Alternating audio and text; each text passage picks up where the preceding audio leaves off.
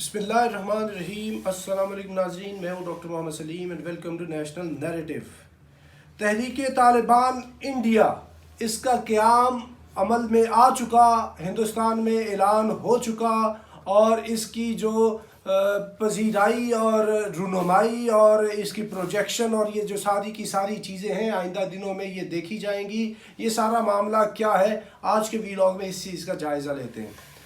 नाज़रीन, हिंदुस्तान बजाय कि ये मईशत से आगे बढ़े, ये जो आईटी के अंदर तरक्की करे, ये और चीज़ों के अंदर जो सेकुलरिज्म का ये जो एक इंडिया का कॉन्स्टिट्यूशन था, अप्रोच थी, उससे आगे बढ़े, उससे आगे बढ़ने की बजाय ये सारी की सारी जो दो नंबर चीज़ें हैं, नुकसानदेह चीज़ें हैं, जो इनके अपने लिए भी नुकसानदेह हैं, हमसायों के लिए भी ख़तरनाक है और आलमी अमन के लिए तो इंतहाई ख़तरनाक है, उसको हिंदुस्तान अपना रहा है। ये जो तहरीक तालिबान इंडिया है, इसका इन्होंने इंडिया के अंदर ख़ुद से बर्बादी है।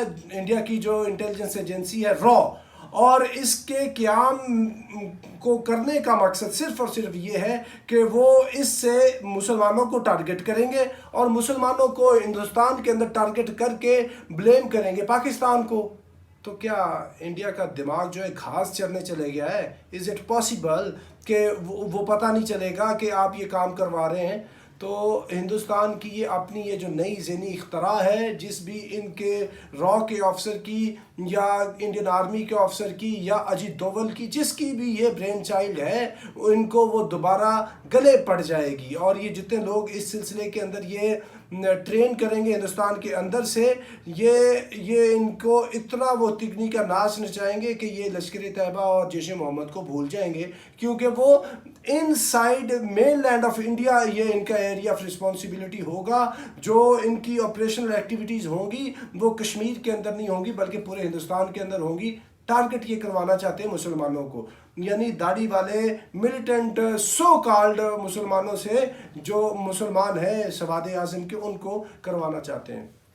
तो हिंदुस्तान की इस्टेब्लिशमेंट और सिक्योरिटी सर्कल्स के लिए ये काफ़ी नहीं था कि इन्होंने इतना पैसा लगाया, इतना ट्रेन किया, वेपन दिया, एमुनिशन दिया तहरीक तालिबान पाकिस्तान को कि वो मुल्क खुदादाद पाकिस्तान के अंदर ये जो है वो दहशत गर्दी करे, अफ़गानिस्तान के अंदर से बैठ के दहशत गर्दी करे, कुछ हमारा दोस्त मुल्क है उसकी तरफ से ये दहशत गर्दी करे।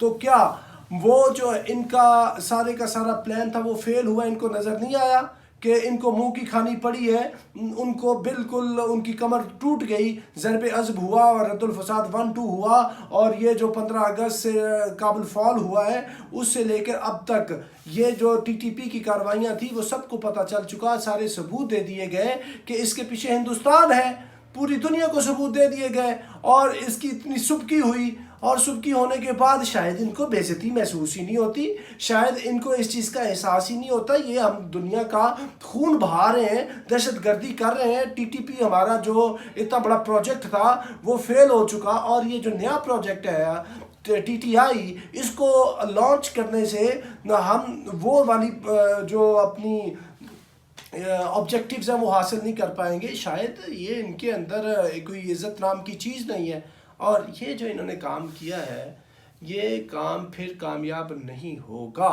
क्योंकि नफ़रत जितनी आप बढ़ाते हैं, जितना आप गंद का बीज बोते हैं, वो बीज दहशत गर्दी की शक्ल के अंदर हो, वो पाकिस्तान फोबिया की शक्ल के अंदर हो, वो इस्लाम के ख़िलाफ़ नफ़रत की शक्ल के अंदर हो, वो जो भी बीज होंगे उससे क्या उगेगा? उससे दहशत, वहशत, गंदगी, लड़ाई, मार कुटाई, फसाद और ये चीज़ें आएंगी, और ये चीज़ें खाली पाकिस्तान को नुकसान नहीं देंगी, आपको नुकसान देंगी, क्योंकि इसको पैदा करने वाले आप हैं। और कारवा की जो आप हिंदुस्तान के अंदर आपके रिलीजन के अंदर ये जो एक थ्योरी है कि आपको ये भुगतना पड़ेगा, और क्या कहते हैं कि हमारी जो तालीमात है कलाम मजीद के अंदर इसके लिए बिल्कुल कैटेगोरिकली बता दिया गया है, ला युकल्लिफु नफ्सन इल्ला वुसअहा।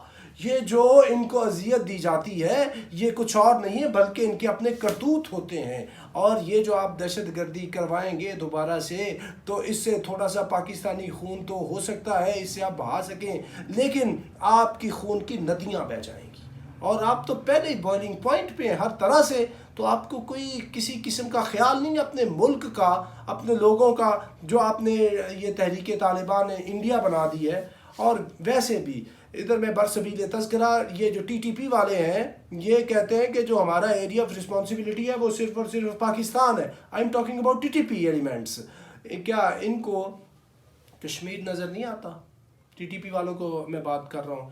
ان کو یہ ہندوستان کے اندر جو مسلمان مائنورٹیز کے اوپر ظلم ہو رہا ہے یہ نظر نہیں آ رہا؟ میانمار نظر نہیں آ رہا؟ اور جتنے بھی فرنٹس ہیں جدھر یہ جو پیلسٹائن کے اندر مسلمانوں کے ساتھ ظلم و زیادتی ہو رہی ہے وہ نظر نہیں آ رہی؟ تو بھائی جا کے ادھر لڑو.